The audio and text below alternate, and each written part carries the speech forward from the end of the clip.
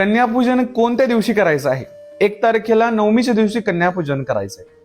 कन्यापूजनाचं महत्व काय आणि कन्यापूजन कसं करायचं चला जाणून घेऊया. कुमारिका पूजन देखील असं म्हणलं जातं. अहिल्यानगर काळमाता तुळजाभवानी देवस्थान पोखर्डीवरनं मी तुम्हाला कुमारिका पूजन व कन्या पूजनाचं महत्व सांगत आहे आणि त्याचं विधी देखील वर्णन करत आहे. सर्वप्रथम कन्यापूजनाच्या दिवशी जर आपल्याला 9 कन्या मिळाल्या नाही, सर्वप्रथम 9 कन्या असाव्या, नाही भेटल्या तर आपल्याला 1 कन्याचं पूजन करायचं आहे.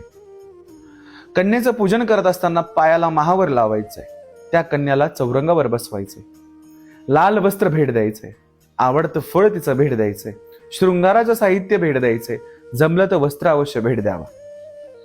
त्यानंतर आपल्या घरात जे काही छान बालभोग बनवलेला असेल, बालव्यंजन बनवलेलं असेल ते तिला देईल. त्याआधी आपल्याला आचमन संकल्प करून तिचे चरण पुजायचे आहे, तीर्थ नेत्राला लावायचं आहे, हळद कुंकू अक्षत पायावर व्हायचे आहे आणि त्यानंतर सर्व जेवण झाल्यानंतर आपल्याला त्या कन्येला दक्षिणा मात्र अवश्य द्यायची आहे. बाल स्वरूपातलं असलेलं मोह 1 रुपया दिला तरी समाधानी होत असतो. मोठ्या माणसाला लाखो रुपये कोटी रुपये दिले तरी शांत होत नाही किंवा त्याचं समाधान होत नाही.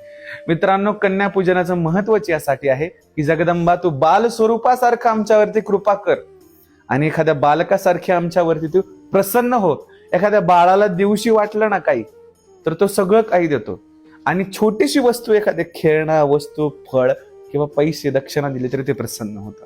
म्हणून या बालंबिका रूपात माता भगवतीला पूजायचं आहे आणि बाल स्वरूपाची पूजा केल्याने माता जगदंबा त्वरित प्रसन्न होते. ओम काले.